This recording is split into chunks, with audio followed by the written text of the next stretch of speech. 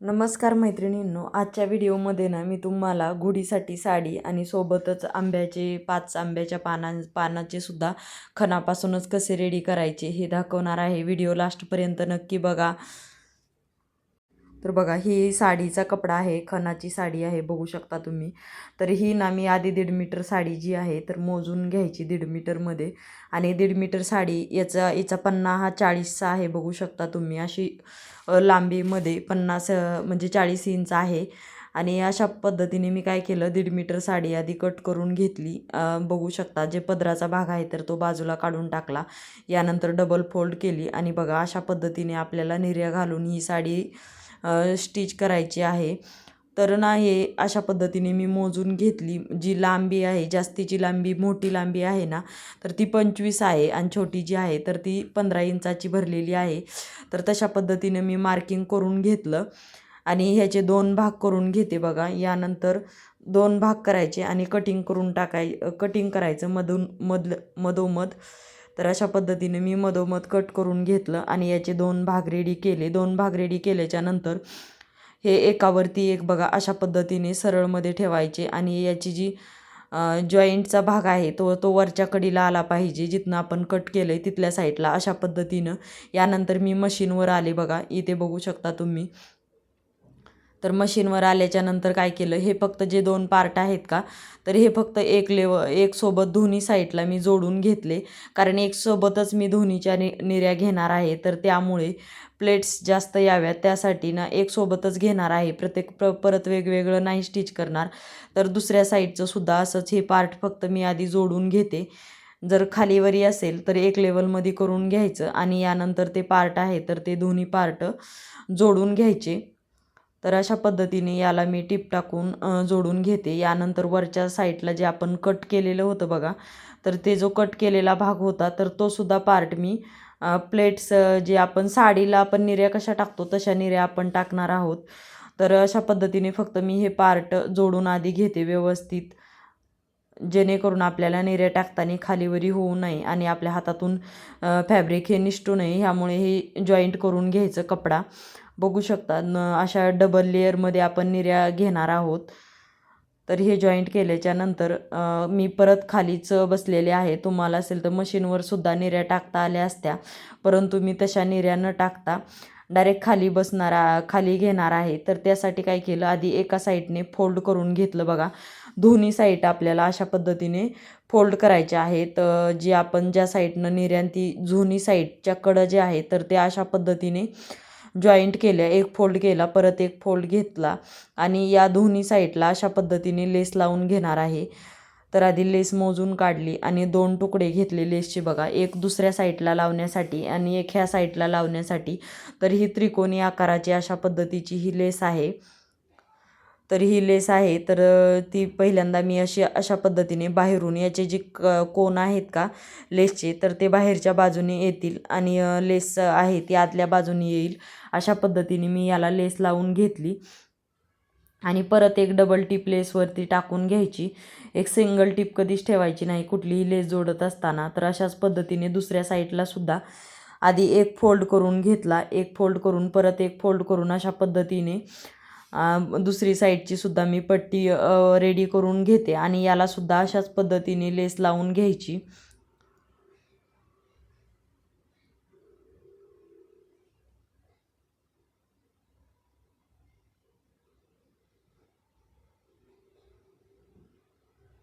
तर बघा, या साईडला सुद्धा मी अशाच पद्धतीने लेस लावून घेतलेली आहे आणि यासुद्धा लेसवरती मी डबल टिप टाकणार आहे.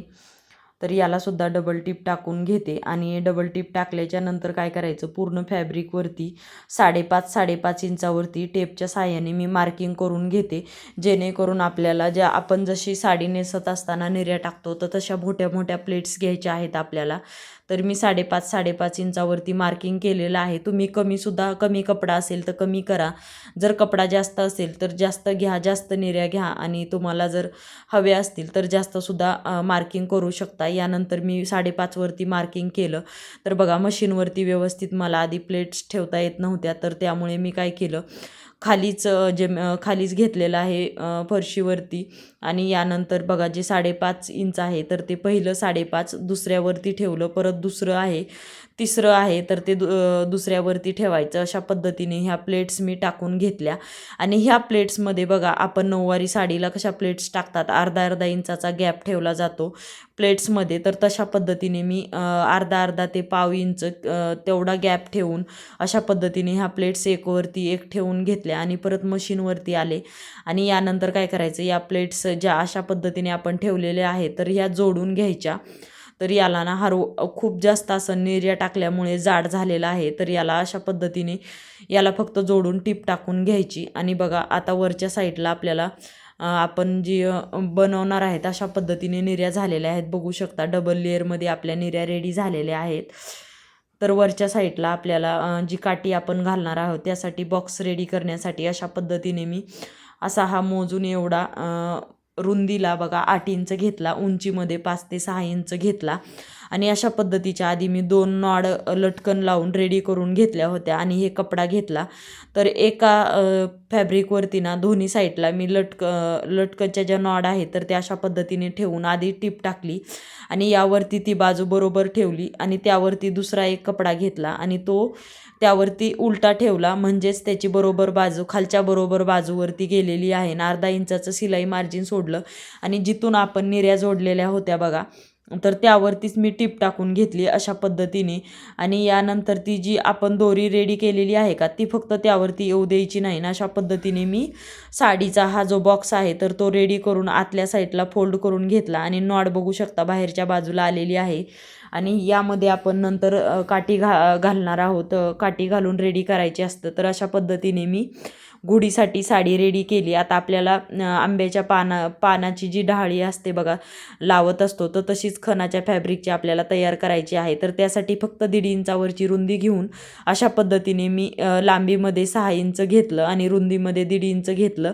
आणि अशा पद्धतीचे पाना आकार देऊन बघा असं जे आपण साडीचा फरचा जो कपडा आलेला असतो साडीमध्ये असतं बघा तर ते लावलेलं आहे. त्याच्याऐवजी तुम्ही कॅनव्हाससुद्धा लावू शकता.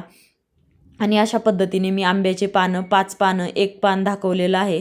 तर असे मी आंब्याचे 5 पानं रेडी करून घेतले बघा. अशा पद्धतीने खूप सोपी पद्धत आहे ही पान रेडी करण्याची. खालच्या ज्या बाजू आहेत त्या फक्त बरोबर ठेवायचे आणि त्यावरती हे फरचा कपडा आहे तर तो ठेवून घ्यायचा. आणि बघा अशा पद्धतीने हे 5 पान मी एकाला एक जोडून वरच्या साईडला सुद्धा फोल्ड केल्याच्या नंतर टीप टाकून घेते. आणि आपल्या घरात जशी लेस आहे तर तशी गोल्डन कलरची लेस मी मधोमध लावून घेतलेली आहे. बघा व्यवस्थित अशी सेंटरवरती लेस लावायची आणि खालच्या साईडला फोल्ड करून घ्यायचं. असंच 5ही पानांना आपण लेस लावून घ्यायची. तर खूप सुंदर हे पानाचं तोरण दिसतं. आपण दरवाजाला सुद्धा याचं तोरण बनवू शकतो बघा अशा पद्धतीचे पानं लावून. आतमध्ये जे रेडीमेड साडीला आपण गोंडे लावत असतो का तर ते गोंडे लावायचे आतमध्ये आणि वरच्या साईडला एक पट्टी लावायची. आणि अशा पद्धतीने आपण दरवाजाला लावण्यासाठी सुद्धा तोरण बनवू शकतो अशा आंब्याच्या डहाळीचं. तर खूप सुंदर दिसतं. तर मी फक्त गुढीला लावण्यासाठी असे 5 पानाचं एक रेडी करणार आहे. तर अशा पद्धतीने मी लेस लावून घेतली. आणि यानंतर हे पान अर्धा इंचाचा गॅप ठेवून एकाला एक लावून अशा पद्धतीने टीप टाकून जोडून घेणार आहे ही 5ही पानं.